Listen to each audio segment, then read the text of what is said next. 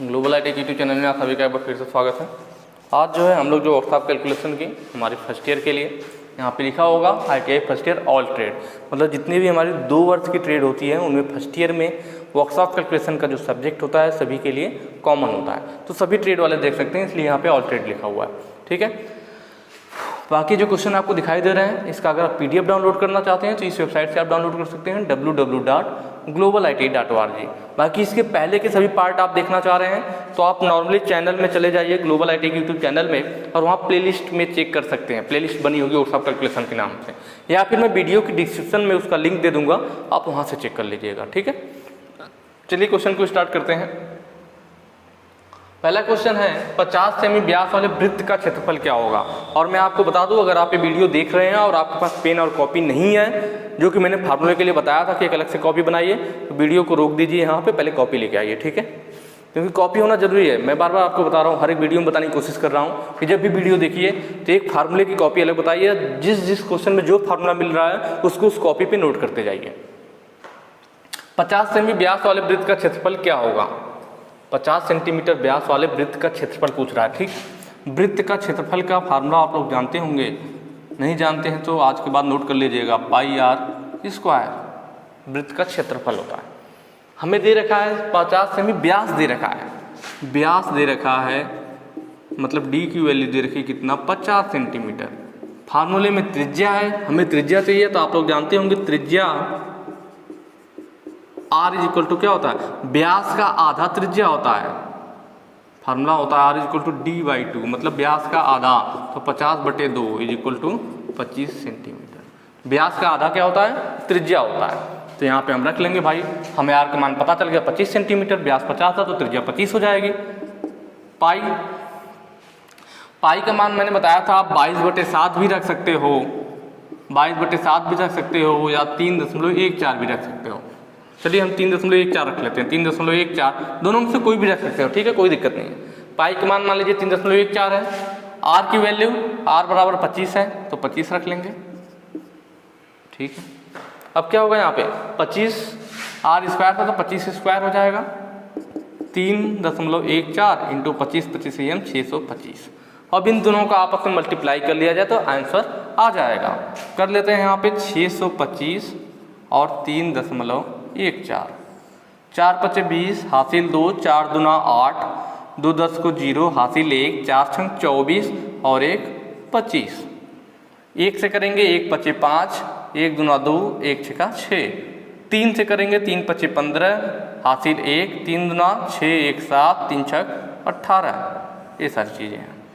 0 5 5 5 10 2 12 को 2 हासिल 1, 6 2 8, 7 15, 1 16 हासिल 1, 8 1 9 1। कितने अंक पे दशमलव, 2 अंक पे दशमलव था तो 2 अंक पे दशमलव लग जाएगा, हो जाएगा 1962.50। 1962.50 किस में होगा, सेंटीमीटर में था, तो ये सेंटीमीटर स्क्वायर, क्योंकि क्षेत्रफल हमारा स्क्वायर में होता है। यहाँ देख लीजिए ऑप्शन नंबर जो 4 है 1962.5 सेंटीमीटर स्क्वायर, ऑप्शन 4 हमारा सही हो जाएगा।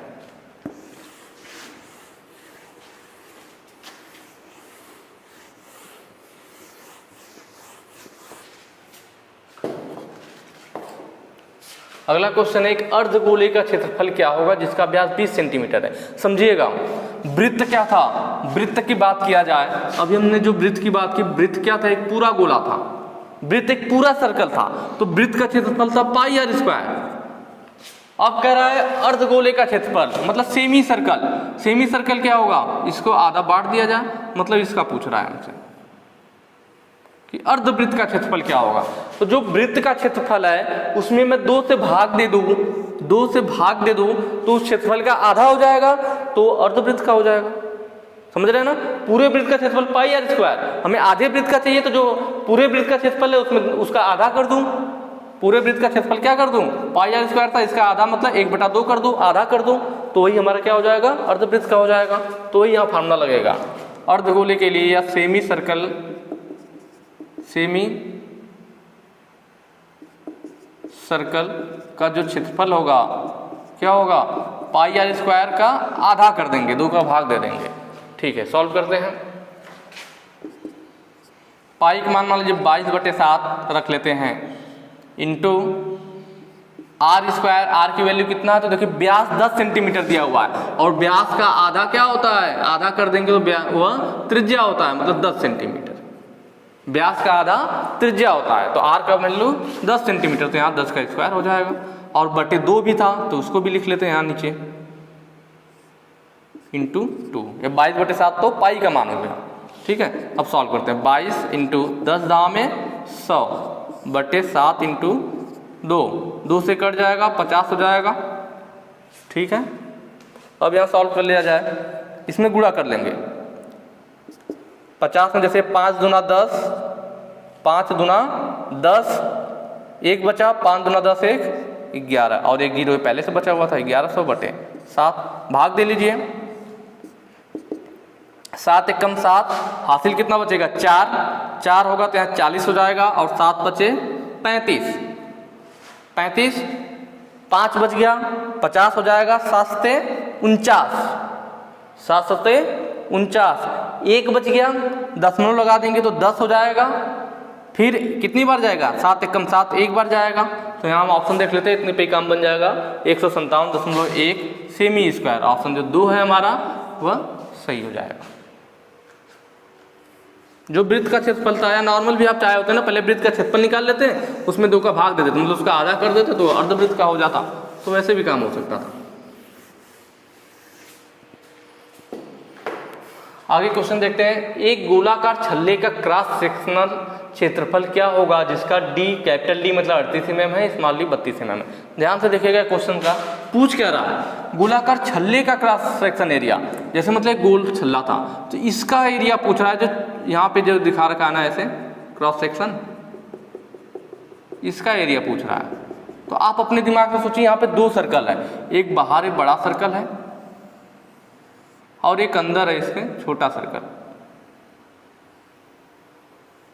जो बड़ा वाला सर्कल है इसको कैपिटल डी से दिखा रहा है, कैपिटल डी कितना दे रखा है 38 mm। जो छोटा वाला सर्कल है यह स्मॉल डी है, यह दे रखा है 32 mm। तो हमें चाहिए क्या, ये जो क्रॉस सेक्शनल एरिया है जो इतना बच रहा है ना, जो डॉट डॉट ऐसे लाइनिंग खींच के दिखाया गया है, उसका क्षेत्रफल चाहिए। तो अपने दिमाग से सोचिए, अगर मैं बड़े वाले वृत्त का, दोनों वृत्त है ना, बड़े वाले वृत्त का क्षेत्रफल निकाल लूं, छोटे वाले का निकाल लूं, और बड़े वाले में से छोटे वाले का क्षेत्रफल घटा दो तो यही तो बचेगा। भाई बड़े वाले वृत्त का क्षेत्रफल निकालूंगा तो पूरा निकल जाएगा, फिर छोटे वाले का क्षेत्रफल निकाल लूंगा, जब बड़े वाले के क्षेत्रफल में से, संपूर्ण क्षेत्रफल में से छोटा वाला क्षेत्रफल घटा दूंगा तो यही बच जाएगा हमारा, और यही हमें चाहिए कि उसका क्षेत्रफल कितना है। तो देखिए ऐसे क्वेश्चन में क्या करते हैं, जो बड़ा वाला क्षेत्रफल है, जो बड़ा वाला वृत्त है उसका क्षेत्रफल क्या होगा, बड़े वाले वृत्त को हम मान लेते हैं कैपिटल आर, जैसे कैपिटल डी है तो उसका त्रिज्या क्या होगा, बड़े वाले वृत्त का, बड़े वाले वृत्त का त्रिज्या, जब वो कैपिटल डी था तो उसको कैपिटल आर से दिखाएंगे। इसका आधा व्यास का आधा त्रिज्या होगा, 38 का आधा 19 हो जाएगा, 19 mm। और छोटे वाले वृत्त का, छोटे वाले वृत्त का त्रिज्या, तो छोटे वाले के लिए स्मॉल आर यूज कर लेंगे, और इसका क्या होगा 32 का आधा 16 mm। अब बड़े वाला जो वृत्त था हमारा, बड़े वाले वृत्त के लिए हम फार्मूला लिख लेते हैं। यहाँ पे हमें निकालना किसका है, छल्ले का क्रॉस सेक्शन क्षेत्रफल, छल्ले का क्रॉस सेक्शन क्षेत्रफल बराबर बड़े वाले वृत्त का क्षेत्रफल माइनस छोटे वाले वृत्त का क्षेत्रफल। यही करेंगे ना, मैंने बताया ना, बड़े वाले का क्षेत्रफल निकाल के उसमें छोटे वाले घटा दीजिए। बड़े वाले वृत्त का क्षेत्रफल माइनस छोटे वाले वृत्त का क्षेत्रफल, जब ये करेंगे तो हमें क्रॉस सेक्शन का क्षेत्रफल मिल जाएगा। बड़े वाले का क्षेत्रफल क्या होगा, पाई आर स्क्वायर, बड़ा वाला तो कैपिटल आर ले लेंगे, माइनस छोटे वाले के लिए पाई स्मॉल आर स्क्वायर। भाई क्षेत्रफल तो सेम ही रहेगा ना, पाई आर स्क्वायर, बड़ा वाला वृत्त है तो कैपिटल आर, छोटा वाला है तो स्मॉल आर हमने मान लिया।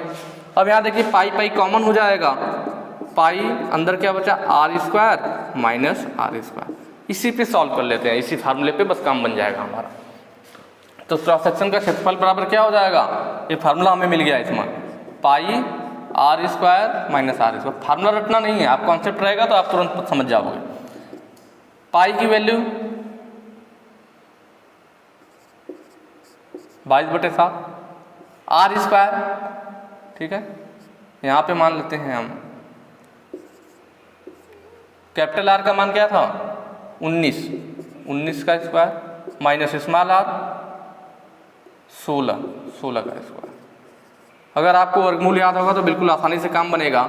19 का जो स्क्वायर होता है ना वह होता है हमारा क्या 361 माइनस 16 का स्क्वायर कितना होगा 256, ये होता है, ठीक है। वर्गमूल याद होगा तुरंत काम कर लेंगे। 19 का स्क्वायर 361, 16 का स्क्वायर 256, या आप अलग से निकाल भी सकते हैं। 22/7। अब यहाँ कर लेते हैं 361 में से 256 घटाते हैं, 11 में से 6 गया 5 और 5 में से 5 गया 0, 3 में से 2 गया 105 आ जाएगा आपका, ठीक है। अब यहाँ पे हम क्या करेंगे भाग दे लेते हैं 7 से, 7 एकम 7, 3 बच गया 35, 7 बचे 35, 15 हो गया। 22 गुणे 15 इनका आपस में मल्टीप्लाई करेंगे, 15 दूना 30, हासिल आया 3, 15 दूना 30, 3 33, 330। सारे आंसर mm में थे तो यह mm स्क्वायर, ठीक है। ऑप्शन देख लीजिए, ऑप्शन जो सेकेंड है हमारा सही हो जाएगा 330 mm स्क्वायर। तो यह हो जाएगा हमारा छल्ले का क्रॉस सेक्शन का क्षेत्रफल।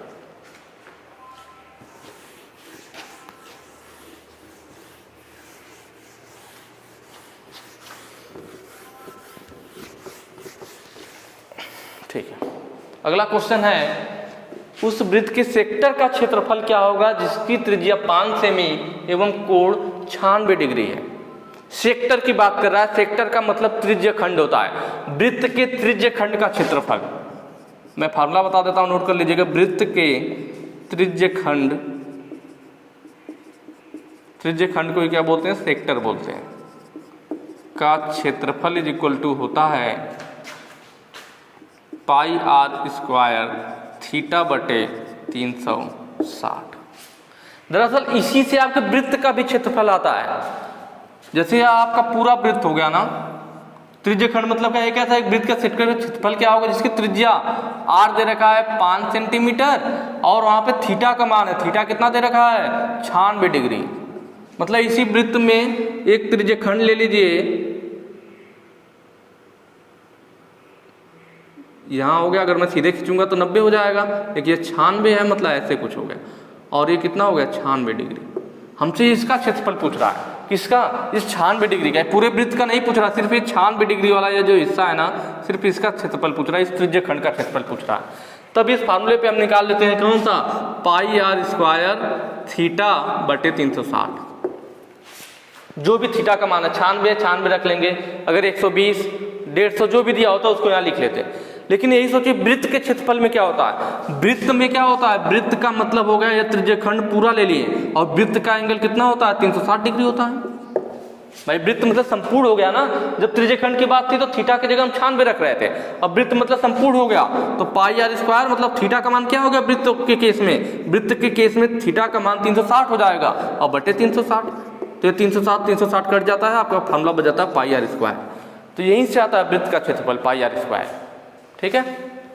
तो यहाँ पे त्रिज्य खंड की बात होगी तो पाई आर स्क्वायर थीटा बटे 360, पाई आर स्क्वायर है हमारा, ठीक 22/7 हो जाएगा पाई का मान, इंटू आर की वैल्यू है 5 का स्क्वायर इंटू 96 थीटा का मान दे रखा है, इंटू नीचे क्या था 360 था, वही चीज़ लिखी, बस पाई के माने 22/7 हमने आगे लिख लिया है। यहाँ देखिए 12 तिहाई 36, 12 आठे 96, ठीक है। 12 तिहाई 36 और 12 आठे 96। ऊपर क्या होगा 22 इंटू 5 × 25 इंटू 8 अपान 7 इंटू 3, ठीक है। यहाँ आपस में हम गुणा कर लेंगे। हाँ सॉरी, यहाँ पे देखिए थोड़ा सा गड़बड़ हो गया ना, 12 तिहाई 36 30 होगा ना, 12 तिहाई 36 30 होगा और अरे 12 8 96 होगा, क्योंकि 8 बढ़ गया यहाँ पे 3 के बाद 0 बच जा रहा है ना, 12 36 और ये 0 हो गया 30। अब ठीक है, अब यहाँ सॉल्व करते हैं। 5 6 का 30 और 5 5 25, अभी भी कटेगा। 2 3 6 और 2 चौको 8, अब नहीं कट रहा है। ठीक है, आगे जो आएगा उसे लिख लेंगे। 4 5 20 और इंटू 22 है, 22 इंटू 20 बटे 7 गुणे 3। अगला क्या हो जाएगा, 2 दूना 4, 22 दूना क्या हो जाएगा 44, 440 हो जाएगा बटे 7 इंटू 3। भाग दे लेते हैं, पहले 7 से दे लीजिए, कितना आएगा 7 छंग 42, 7 छंग 42, 2 बचेगा 20 हो जाएगा, 7 दूना 14, 6 बचेगा, दशमलव देंगे तो 60 हो जाएगा, 7 8 है 56। ठीक है, 7 8 है 56, 4 बचेगा 40 हो जाएगा, 7 5 35, लगभग इतना जाएगा। अब बटे अभी क्या 3 रह गया, अब 3 से भाग देंगे तब असली आंसर हमारा निकल करके आएगा। 3 से भाग दे लेते हैं, 3 दूना 6, 3 दूना 6। ठीक है, ये पूरा खत्म हो गया, 2 बचा भाई, 2 में तो भाग जाएगी नहीं, 0 बढ़ा के 2 उतार लेंगे तो 3 में 2 से भाग जाएगा नहीं, तो दशमलव देंगे तो 8 भी आ जाएगा साथ में, 3 9 27, 1 बचेगा, 1 आपका बच जाएगा, 3 5 15। ठीक है, तो ये हो जाएगा आपका 20.95। और यहाँ पे देख रहे हैं 20.95 के करीब में या 9 3 है, 9 8 भी अगर कंफ्यूजन है तो देखिए हमने पाई का मान क्या रखा था 22/7 रखा था, 3.14 अगर रखते हैं तो एग्जैक्ट आंसर आता। रख के अभी देख लेते हैं, देखिए पाई का मान मैंने यहाँ क्या रखा था 22/7 लिया हुआ था ना, बाकी चीज़ें तो ठीक है 20 × 3। मान लीजिए पाई के मान की जगह में 22/7 में रख करके क्या रख लेता 3.14, मैंने बताया था दोनों रख सकते हैं, इंटू 20/3 हो जाता ना, यही होता ना 3.14 इंटू 20/3। इसको सॉल्व कीजिए, देखिए सेम आंसर मिलेगा, 3.14 इंटू 20/3 है। यहाँ गुणा करेंगे तो देखिए क्या होगा, 2 चौके 8, 2 1 कम 2 और 2 3 6, और 1 अंक दशमलव इधर खिसक आएगा क्योंकि ये 0 है, तो 2 की जगह 1 अंक पे बटे 3। ठीक है,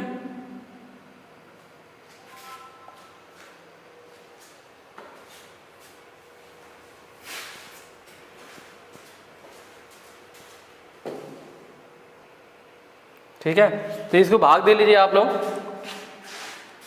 ये हो जाएगा आपका 3 दूना 6।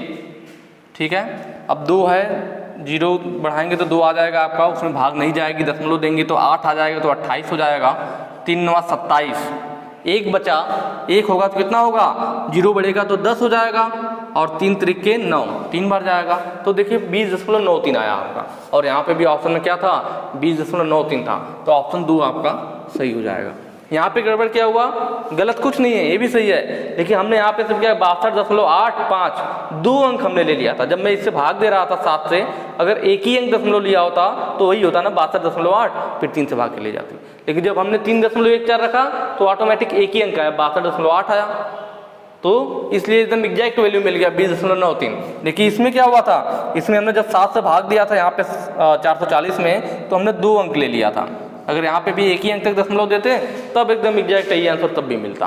तो दोनों में कुछ गलत नहीं है, बस यहाँ पे 2 अंक तक ले लिए तो ज़्यादा एक्यूरेट आंसर आ गया, वहाँ पे एक ही अंक लिया, तो इस वजह से डिफरेंस आ रहा है। ठीक है, तो कोई भी रख के लगा सकते हैं, बट कभी कभी ऐसे क्वेश्चन में हो जाता है, तो आप दोनों रख के देख लेना।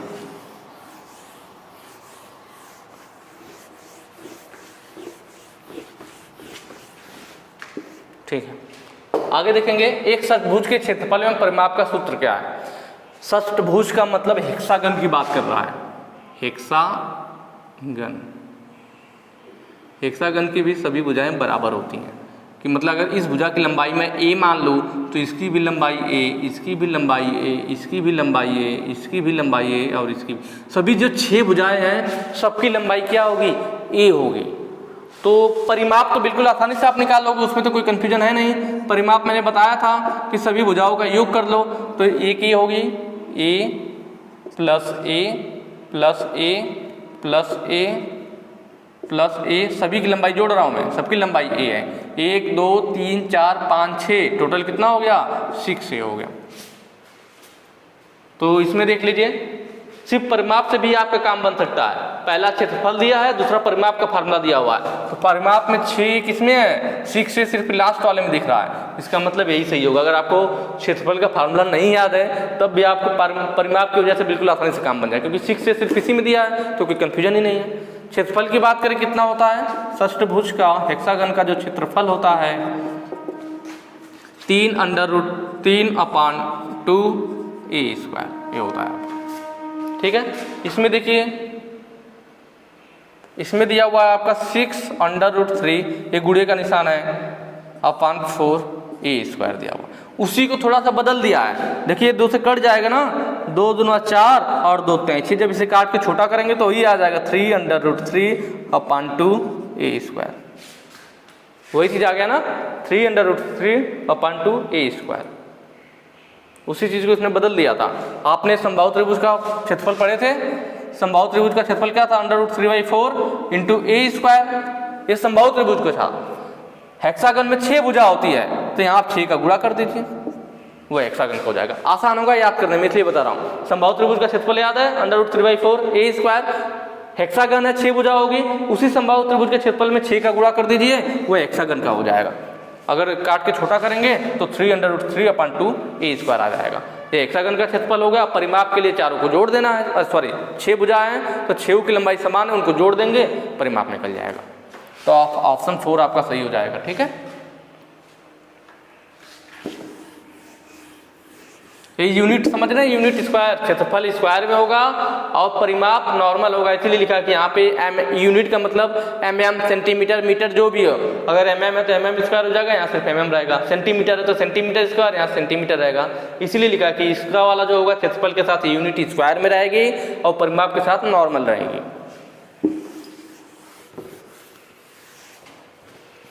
नेक्स्ट क्वेश्चन है, एक अंडाकार वस्तु का क्षेत्रफल क्या होगा जिसके मेजर एवं माइनर अक्ष क्रमशः 5 एवं 3 सेंटीमीटर।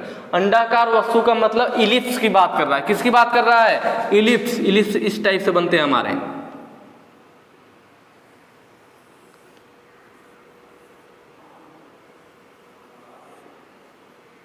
ठीक है, यह होता है इलिप्स। तो इसकी ये जो वाली अक्ष होती है इसे मेजर अक्ष कहते हैं और इसको माइनर अक्ष कहते हैं। ये मेजर एक्सिस होती है क्योंकि बड़ी अक्ष है, और ये माइनर एक्सिस होती है।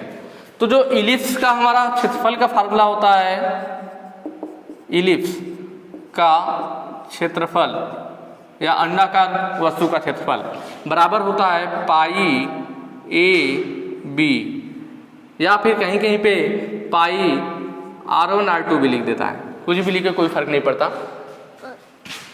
एक जो होती है, मान लीजिए ए आपकी क्या है, मेजर एक्सिस है,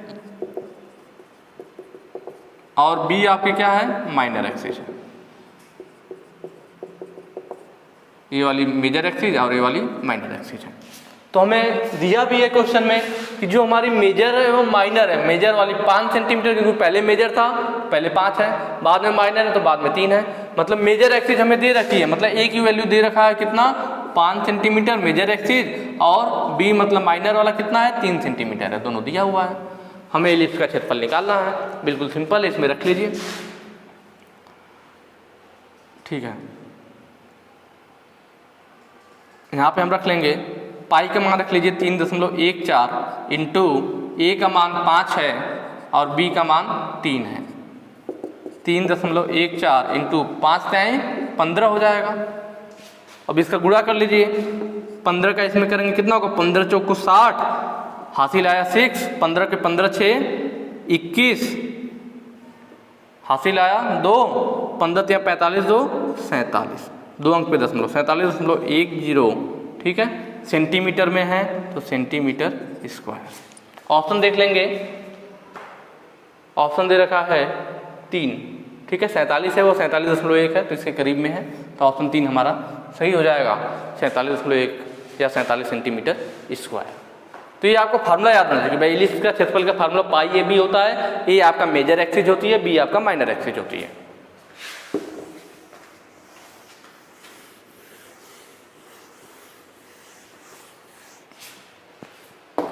अगला क्वेश्चन है उस घन का पूर्ण पृष्ठ क्षेत्रफल ज्ञात करें। पूर्ण मतलब संपूर्ण की बात कर रहा है, हमें घन का संपूर्ण पृष्ठ का क्षेत्रफल निकालना है जिसकी भुजा 25 सेंटीमीटर है। घन आप लोग जानते होंगे इस टाइप से बना होता है,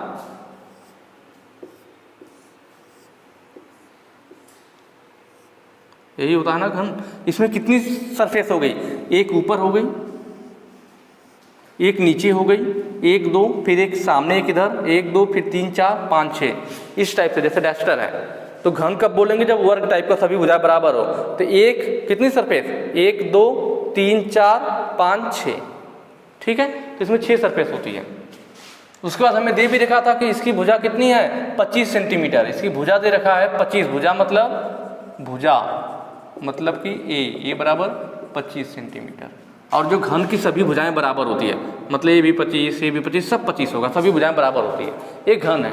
और अगर एक घन का आयतन पूछता, फार्मूला नोट कर लीजिएगा, घन का अगर आयतन पूछ देता तो घन का आयतन आपका होता है ए क्यूब, लंबाई गुणे चौड़ाई गुणे ऊंचाई। आयतन बराबर क्या होता है, क्षेत्रफल लंबाई गुणे चौड़ाई होता है। आयतन हमेशा लंबाई गुणे चौड़ाई गुणे ऊंचाई होती है। और आपको मालूम है कि घन की सभी भुजाएं बराबर होती है, यह भी ए होगा, यह भी ए होगा, यह भी ए होगा, मतलब लंबाई वाली भी ए, चौड़ाई वाली भी ए और ऊंचाई वाली भी ए ही होती है। लंबाई वाली ए, चौड़ाई वाली ए और ऊंचाई वाली तीनों ए होती है।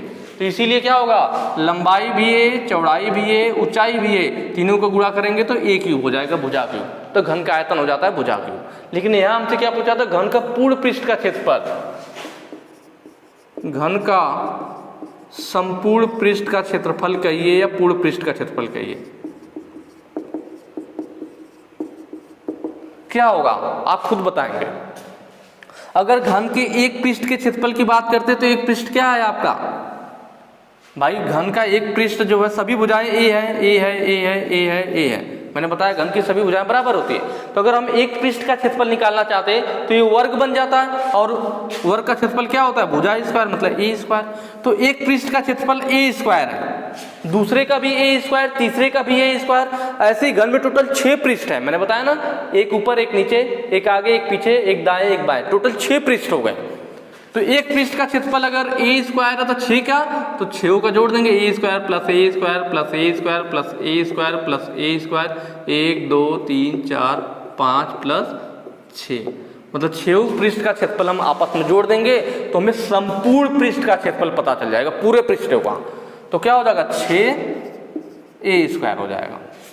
रटना नहीं है, कॉन्सेप्ट को समझिए, ठीक है। 6 ए स्क्वायर हो गया। अब इसे सॉल्व कर लीजिए। 6 इंटू ए का मान हमें दे रखा है 25, 25 का होल स्क्वायर, 6 इंटू 25 25 सेम 625, गुणा कर लेंगे। 6 से 6 5 30 को 0, हासिल आया 3, 6 दूना 12 3 15, हासिल आया 1, 6 6 के 36 1 37, 3750 सेंटीमीटर में था तो सेंटीमीटर स्क्वायर, क्योंकि क्षेत्रफल है। आयतन होता तो सेंटीमीटर क्यूब में आता।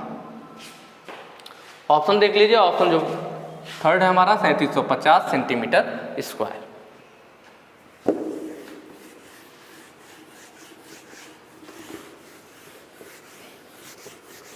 ठीक है। अगला क्वेश्चन है उस कास्ट आयरन की छड़ का पूर्ण पृष्ठीय क्षेत्रफल, पूर्ण पृष्ठीय मतलब वही संपूर्ण पृष्ठ की बात कर, पूर्ण पृष्ठ का सभी पृष्ठों का क्षेत्रफल पूछ रहा है। कास्ट आयरन की क्या है, छड़ है। तो देखिए यहाँ पे कंफ्यूज नहीं होना, छड़ दिमाग में आता ही आपके तुरंत क्या आता है कि भाई छड़ होगी तो वह कैसा होगा, गोल होगा। छड़ कैसा होगा, गोल होगा, बट ऐसा नहीं है भाई। आयरन की छड़ है, पृष्ठीय क्षेत्रफल निकालना, और दिया क्या है, छड़ की लंबाई चौड़ाई ऊंचाई दी हुई है। छड़ की लंबाई चौड़ाई ऊंचाई दी हुई है, इसका मतलब छड़ गोल नहीं है, वह कुछ इस टाइप से होगी ना, लंबाई है, चौड़ाई है, ऊंचाई है, ऊंचाई भी है, छड़ है लंबी सी, गोल नहीं है, इस आकृति में। यह है हमारा छड़ जो क्वेश्चन में कहना चाह रहा है। इस टाइप की छड़ है हमारी, स्क्वायर टाइप में, आयताकार टाइप की छड़ है। कैसी है, आयताकार टाइप की छड़ है। तो यह क्या हो गया इसका, इस छड़ की यह लंबाई हो गई, छड़ की यह क्या हो गई, लंबाई हो गई, चौड़ाई हो गई, और यह मान लीजिए इसकी ऊंचाई हो गई। यह चौड़ाई अगर हो गई तो यह वाला जो हिस्सा हो गया क्या हो जाएगा, ऊंचाई हो जाएगा। या फिर इसको लंबाई मान लीजिए, जो लंबी भुजा होती है उसको लंबाई मानते हैं कि भाई यह लंबाई है तो यह चौड़ाई हो जाएगा और यह वाला ऊंचाई हो जाएगा। किसी को भी मानिए, कोई फर्क नहीं पड़ता। तो यह देखिए कैसा आकृति बन गया, यह घनाभ जैसा बन गया ना। घन वाली की सभी भुजा बराबर होती है, घनाभ की सभी भुजाएं बराबर नहीं होती, लंबाई चौड़ाई ऊंचाई तीनों चीजें होती है। तो ये कैसी आकृति बन गई, ये जो छड़ सी है घनाभ की आकृति की हो गई। तो अब आपको घनाभ का फार्मूला लगाना पड़ेगा और आपको मालूम होगा घनाभ का अगर आयतन पूछता, आयतन, तो हमारा हो जाता आयतन बराबर लंबाई गुणे चौड़ाई गुणे ऊंचाई, जिसे हम LBH भी लिखते हैं। लंबाई को L से, चौड़ाई को B से और ऊंचाई को H से। तो यहाँ से हो जाता है आयतन LBH। लेकिन यहाँ हमें क्या पूर्ण पृष्ठ का क्षेत्रफल पूछा है, घनाभ की पूर्ण पृष्ठ का क्षेत्रफल। तो घनाभ एक आयत की तरह है। देखिए इसमें भी हम देखेंगे, एक पृष्ठ इधर हो गया, एक इधर और एक इधर, दो पृष्ठ हो गए, एक ऊपर एक नीचे, 3 4 हो गया, एक इधर और एक उस साइड 5 6, इसमें भी 6 पृष्ठ हैं। एक पृष्ठ का क्षेत्रफल निकाल के सबका वही होगा, सेम क्षेत्रफल होगा, उसे आपस में जोड़ दिया जाए, काम बन जाएगा। जैसे अब इसका अगर हम लेना चाहें क्षेत्रफल क्या होगा, लंबाई गुणे चौड़ाई, तो यहाँ पे हमें B × H मिलेगा, B × H मिलेगा। इस वाले पृष्ठ का लेना चाहे तो L होगा और इंटू H होगा, तो प्लस L × H। इस वाले का लेना चाहें तो इसमें B होगा और यह H होगा, तो प्लस B × H होगा। भाई सबका अलग अलग होगा ना, इसकी लंबाई चौड़ाई तो BH हो जाएगी, इसकी लंबाई और ऊंचाई इसमें आएगी और इसमें चौड़ाई और ऊंचाई आएगा, तो तीनों पृष्ठों का हो गया। हमें चाहिए कितने का, 6 का चाहिए ना, तो इसका दुगुना कर दें। भाई 3 पृष्ठ का हो गया, उसका दुगुना कर देंगे, 6 पृष्ठ का मिल जाएगा। तो वहां से हमारा फार्मूला आता है घनाभ का संपूर्ण पृष्ठ का क्षेत्रफल या पूर्ण पृष्ठ का क्षेत्रफल, 2 ब्रैकेट में कुछ भी लिख लीजिए, मतलब ऐसे जैसे सीरियल से लिखा हुआ, इस तरह से भी लंबाई गुणे चौड़ाई प्लस चौड़ाई गुणे ऊंचाई प्लस ऊंचाई गुणे लंबाई, ऐसे भी लिख सकते हैं, या उसको भी लिख लीजिए, कोई दिक्कत नहीं है, ठीक है। अब यहाँ 2 हो जाएगा, लंबाई इंटू चौड़ाई, देखिए दिया हुआ है, इसको लिख लेते हैं एक जगह क्या क्या दिया हुआ है। लंबाई दिया है 20, चौड़ाई दिया है, लंबाई 20 दे रखा है, चौड़ाई 15, मतलब B का मान 15 है और ऊंचाई कितनी है, H का मान 12 है, बस इसी को रखना है। ब्रैकेट में हो जाएगा आपका L का मान 20 इंटू B का मान कितना है 15, प्लस फिर B का मान है 15 इंटू H का मान 12, प्लस H का मान 12 इंटू L का मान 20। 15 0 0, 15 2 30, 300 हो जाएगा, प्लस 15 2 30 को 0 हासिल 3, 15 3 18, 180 हो जाएगा, प्लस 12 0 0, 12 2 24, 240 हो जाएगा। जोड़ लीजिए 2 4, ये तो 0 0 है आगे, तो 0 ही आ जाएगा। फिर क्या है 4 8 4 12, यहाँ 0, 8 4 12 को 2 हासिल 1, 2 1 3 2 5, सॉरी 2 1 3 3 6 1 7 हो जाएगा, 720 हो जाएगा, ठीक है। अब इसका मल्टीप्लाई हो जाएगा 2 का 720 में, तो 2 0 0, 2 दूना 4 और 2 7 14, 1440, ठीक है। लेकिन यहाँ पे थोड़ा सा गड़बड़ कर रखा है, ये सारे आंसर किस में है, सेंटीमीटर स्क्वायर में है, और यहाँ पे मीटर लिख दिया, यहाँ पे भी सेंटीमीटर होना चाहिए, तो ये सब किस में रहेंगे, हमारे सेंटीमीटर में रहेंगे, ठीक है। तो आंसर आ जाएगा हमारा 1440 सेमी स्क्वायर। तो इस तरह से क्या था भाई, ध्यान देना था हमें कि ये लंबाई चौड़ाई ऊंचाई दी थी, तो इस टाइप का फिगर बनेगा और यह घनाभ हो जाता है, और घनाभ के संपूर्ण पृष्ठ का क्षेत्रफल यह होता है। रटना नहीं है, मैंने बताया था कैसे होता है।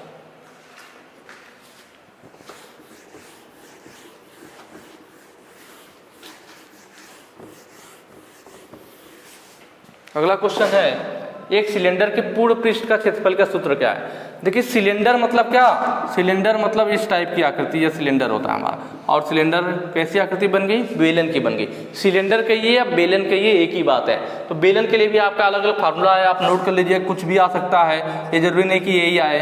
तो फार्मूला आप जानते हैं, बेलन का आयतन होता है, बेलन का क्या होता है, आयतन होता है, आयतन होता है पाई r² h।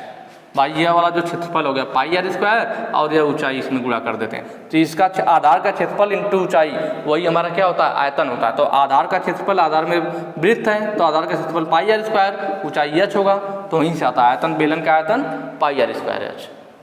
बेलन का वक्र पृष्ठ का क्षेत्रफल, वक्र पृष्ठ का मतलब जो मुड़ा हुआ भाग है इसका क्षेत्रफल, जो बस मुड़ा हुआ भाग है बस उसका क्षेत्रफल पूछ रहा है। तो वक्र पृष्ठ का जो क्षेत्रफल होता है वह होता है आपका 2 पाई आर एच। संपूर्ण पृष्ठ का पूछ दे, मैं फिगर में जो समझा रहा हूं उसको समझिए तो भूलेंगे नहीं आप, कंफ्यूज नहीं होंगे। संपूर्ण पृष्ठ क्या होगा, जो कि संपूर्ण पृष्ठ में क्या, एक पृष्ठ नीचे हो गई एक पृष्ठ ऊपर हो गई, ये दोनों क्या है, यह दोनों सर्कल है, वृत्त है, हमें क्षेत्रफल चाहिए तो एक वृत्त दो वृत्त का क्षेत्रफल हो गया, और ये क्या हो गया, ये जो मुड़ा हुआ भाग है वह वक्र पृष्ठ हो गया। तो बराबर क्या हो जाएगा, एक नीचे वाले वृत्त का क्षेत्रफल पाई आर स्क्वायर, ऊपर वाले वृत्त का क्षेत्रफल भी क्या होगा, सेम वही है पाई आर स्क्वायर, ये दोनों बराबर ही है ना। तो नीचे वाले वृत्त का क्षेत्रफल पाई आर स्क्वायर, ऊपर वाले का क्षेत्रफल पाई आर स्क्वायर, दो सरफेस का पता चल गया। अब तीसरा वक्र पृष्ठ का, वक्र पृष्ठ का क्षेत्रफल हमें मालूम है 2 pi R H. Pi R square क्या हो जाएगा, 2 pi R square plus 2 pi R H. आप यहाँ से कॉमन ले लीजिए, 2 पाई आर मिल जाएगा कॉमन, इसमें भी 2 पाई आर है, 2 पाई आर कॉमन हो जाएगा, अंदर बचेगा आर प्लस एच। ऑप्शन देख लीजिए, 2 पाई आर प्लस एच या एच प्लस आर कहिए, एक ही बात है, ऑप्शन फर्स्ट हमारा सही हो जाएगा। ठीक है, तो इस तरह से आप अगर कॉन्सेप्ट को समझे रहेंगे तो कभी भी कंफ्यूज नहीं होंगे।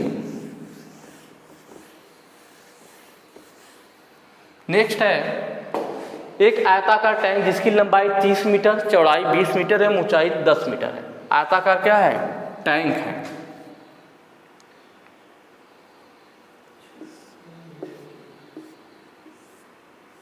ठीक है, इस तरह से हमारे पास आयताकार टैंक है, यह टैंक हो गई। इसका दे रखा है हमें क्या, जिसकी लंबाई 30 मीटर है, चौड़ाई 20 मीटर है और ऊंचाई 10 मीटर है, यह टैंक है। लंबाई चौड़ाई ऊंचाई दिया हो मतलब घनाभ जैसा हो गया। और पूछा आयतन क्या है, तो आपको मालूम होगा किसी भी चीज़ का आयतन निकालने के लिए लंबाई इंटू चौड़ाई इंटू ऊंचाई, आयतन बराबर होता है लंबाई गुणे चौड़ाई गुणे ऊंचाई। लंबाई 30 दे रखा है, चौड़ाई 20 दे रखा है, ऊंचाई 10 दे रखा है, गुणा कर लीजिए, 20 ऐसे कर लीजिए, 3 दूना 6। ठीक, यहाँ से क्या हो जाएगा, 20 दाम में या 30 कर लीजिए, 20 दाम में 200 हो गया, उसके बाद फिर इसका गुणा कर लीजिए, 200 हो गया ना, 200 और 2 6 और 2 0, 6000 किस में दिया था, मीटर में दिया था, तो मीटर क्यूब। बहुत आसान है, बस इसका आपको आपस में मल्टीप्लाई कर लेना है। तो ऑप्शन हमारा सेकेंड क्या होगा, सही हो जाएगा 6000 मीटर क्यूब। ठीक है, तो इन सब वीडियोज में आपने देखा होगा फार्मूला बहुत ज़्यादा था, इस वाले वीडियोज में फार्मूला बहुत ज़्यादा था। तो अगर आपको जैसा मैंने बताया था कि आप कॉपी पे नोट कीजिए तो उससे आपका बेनिफिट होगा, सारे फार्मूला आपके तैयार हो जाएंगे। ठीक है, बाकी आज वीडियो अच्छी लगी हो तो ज़्यादा से ज़्यादा शेयर कीजिएगा। आगे के जो क्वेश्चन है हम लोग नेक्स्ट वीडियो में करेंगे। Thank you.